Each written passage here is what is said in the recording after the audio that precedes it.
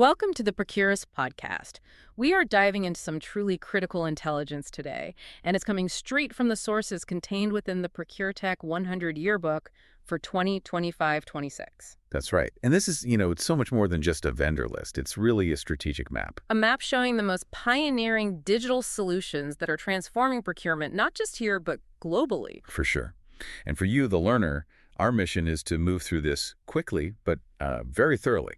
We're pulling out the definitive guide to these tech shifts. Focusing specifically on the 8 core trends that leading practitioners and CPOs have identified. Yeah. The goal here is for you to walk away understanding not just what the new tech is, but why the whole strategic approach to procurement is being, well, completely redefined. Okay, let's unpack this. I think we need to start by setting the scene, right? This intense pressure cooker that procurement is in right now. Why is this all happening with such urgency? Because the function is genuinely at a crossroads. It's facing this perfect storm of compounding challenges. I mean, you can see it everywhere. You really can. Think about it. Continuous geopolitical instability, supply chains that are just fracturing under economic nationalism, inflation pressure that won't quit, and of course the rising strategic risks around cybersecurity. And organizations are being pushed to deliver more and more value. Unprecedented value, yeah. But their internal resources are stretched so thin. Frankly, a lot of teams have just reached the absolute limit of what their current operating model and their human capacity can possibly handle. It sounds like that breaking point, the moment where doing more with less finally just snaps the system. That's a great way to put it. There's just too much complexity, too many unknowns for human teams to manage on their own anymore. But I guess that turbulence creates an opportunity. Precisely. It's created this intense appetite for change. The key realization among industry leaders is that, small incremental adjustments aren't going to cut it. So the solution has to be something bigger. It has to be a fundamental systemic reimagining of procurement. And that's being fueled overwhelmingly by advancements in digital tech and, I think most pivotally, artificial intelligence. And that right there, that brings us to the biggest, most impactful finding in this material, which is this massive shift toward agentic AI. Yes. We need to be really clear about what we mean here. We're not just talking about chatbots or, text generation, are we? Absolutely not. This is about agentic AI, which is very distinct from the more common generative AI. Generative AI creates content, it writes summaries. Agentic AI is designed to observe, plan, execute, and monitor complex, multi-step workflows all on its own. Autonomously. It only intervenes when human judgment is truly required. The thoughtful application of both is leading procurement toward overseeing the autonomous execution of all those transactional workflows. That phrase, autonomous execution, is incredibly powerful. But let's challenge the scale of this for a second. The material cites a McKinsey analysis. It claims this transition could result in a 20x increase in raw productivity potential. Yeah, 20 times. 20 times? It's a huge number. I mean, what evidence suggests that's even achievable when you're dealing with these complex, often bespoke enterprise environments? Well, the potential really lies in the ability to just eliminate friction and latency across the entire source-to-pay process. Yeah. The analysis suggests 20x is possible because agentic AI systems don't take coffee breaks. Right. They don't forget steps, and they can process these enormous data sets instantaneously. Just think of a low-complexity sourcing event.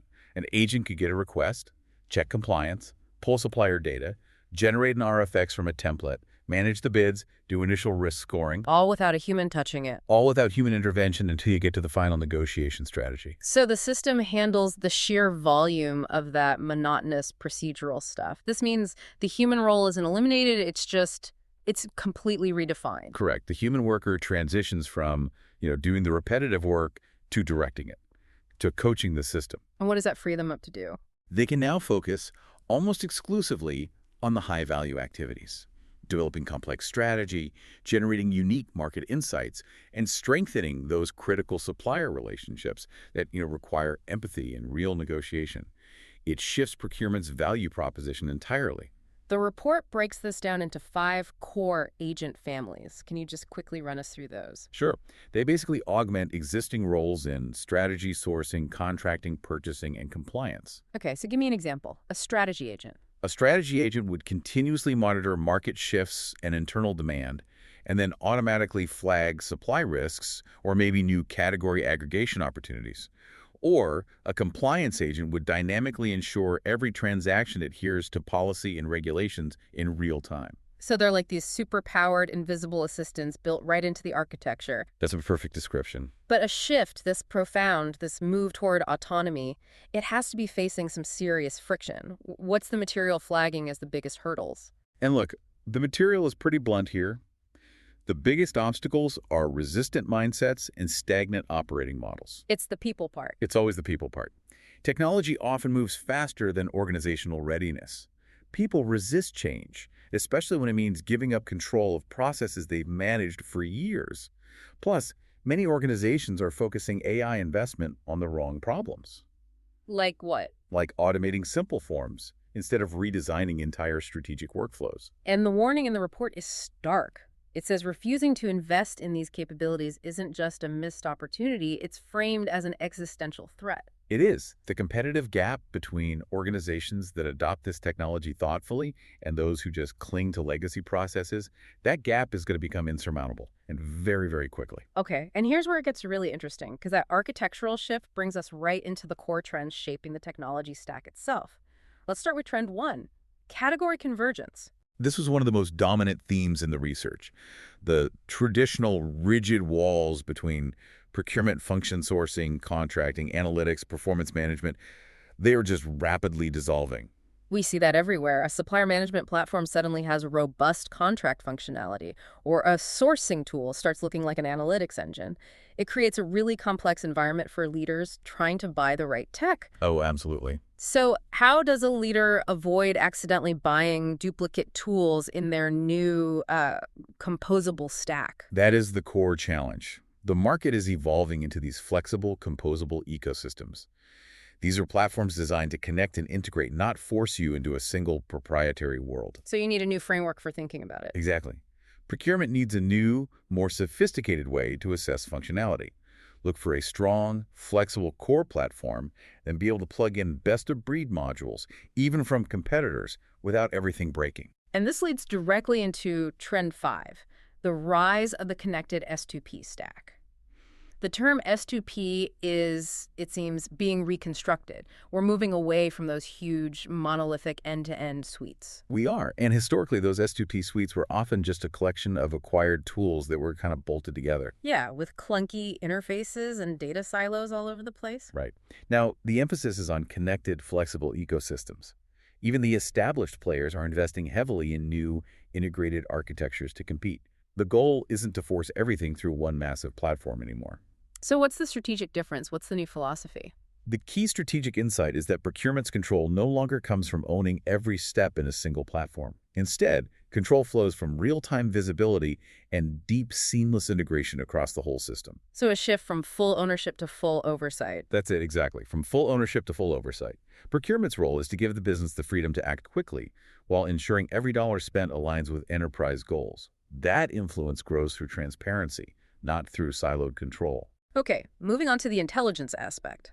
Let's tackle trend 2, creating real-world value with AI. This is about being more thoughtful, right? Not just automating for the sake of it. Exactly. Procurement's initial, sometimes indiscriminate desire to automate anything and everything has matured. The focus now is really pragmatic. Right. AI has to augment humans to help them act faster and with higher accuracy. And the report says the next wave of progress here will be defined by one thing. Interoperability. It's the mandate now. Why is that so critical, beyond just convenience? Because meaningful outcomes from AI rely entirely on its ability to connect seamlessly with all that existing legacy data and process infrastructure. No organization is going to rip out decades of systems overnight. Of course not. You need a hybrid model. You must have a hybrid model where standardization and adaptability can coexist. AI is rapidly becoming embedded in the architecture. It's not just a feature you bolt on anymore. It's the engine running the whole system. But that intelligent engine, it relies on one thing: clean fuel. And that brings us right to trend 3. Connected intelligence that turns data into action. The role of analytics has totally expanded. It's gone from simply providing access to data to providing interpretation. It's about knowing what matters most instantly within the right context. The focus has pivoted from speed-like automating data entry to substance. Substance meaning smarter decision-making. Smarter decision-making guided by contextualized intelligence in real time. Analytics is now a prerequisite for any strategic action. But every team I talk to faces the same major barrier when it comes to leveraging that data: fragmentation. And fragmentation is lethal to intelligent systems. Hmm. You have all these fragmented systems storing information in inconsistent formats, and that just undermines accuracy and, critically, trust in the output. So the cost of preparing the data is huge. It's consuming enormous resources globally. The successful organizations are treating data quality and governance not as IT problems, but as strategic priorities. They are the foundational layer for all reliable intelligence. Let's see how that intelligence impacts a specific function, like legal. Trend 4, modern CLM, contract lifecycle management. Right, which is going through a massive reset. The industry is moving away from those monolithic, heavyweight CLM suites toward more modular ecosystems built for speed and flexibility. And AI does the heavy lifting now. It really does. It can summarize key clauses, highlight deviations from standard policy, and surface critical risks across thousands of contracts in, minutes. That speed is transformative. But in contracting, where precision and legal risk are everything, trust has to be the top priority. How do you stop people from relying too heavily on a black box? This is where explainability becomes non-negotiable. The most advanced systems combine the automation with transparent insights. They show not only what a risk is, but how the AI reached that conclusion. Citing the specific clause or data point. Exactly. So as automation handles this routine review, the professional's role changes. They have to balance confidence in that machine-generated insight with their own professional judgment and legal expertise. Trust built through explainability is just as important as the speed.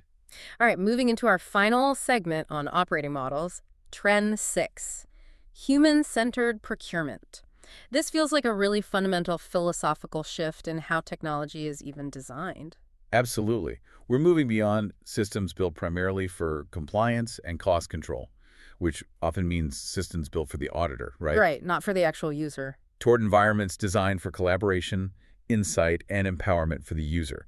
Procurement is now focused so heavily on experience design, making tools intuitive for every single stakeholder. If the system is hard to use, adoption fails. And compliance degrades. As simple as that. That focus on user experience suggests a pretty significant shift in the skills required of procurement professionals themselves. It does. Professionals who once focused on just strict process enforcement are evolving into relationship managers.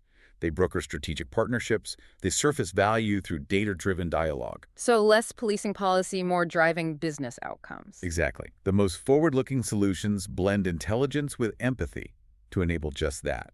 That professional shift feeds directly into Trend 7, the hybrid operating model. What does that structural shift actually look like for a global organization? It's about structural agility. It's balancing that centralized governance, which you need for compliance and scale, with local agility for specific business needs. The model blends enterprise platforms, specialized niche tools, and even in-house innovation into one adaptive ecosystem. So the key strategic decision is no longer that old build versus buy debate. No, the material redefines it completely. It's now control versus composability. Leading teams will often buy an orchestration platform to quickly gain maturity and compliance, but they retain control of their integration and their data layers. And that requires a new kind of talent. The report calls them data translators. Yes. Let's define that role. What does a data translator actually do? They are the bridge builders. They're the people who speak two languages. The language of a specific business requirement, like finance, needing real-time spend classification, and the language of database architecture and system integration. So they make sure all the pieces are talking to each other effectively. They ensure all those connected pieces of the hybrid stack are communicating, interpreting insights correctly, and actually shaping decisions across the functions. Okay, finally, let's wrap with Trend 8, orchestrated ecosystems. Integration is procurement's new key differentiator. It is, and orchestration is the framework for managing all that complexity.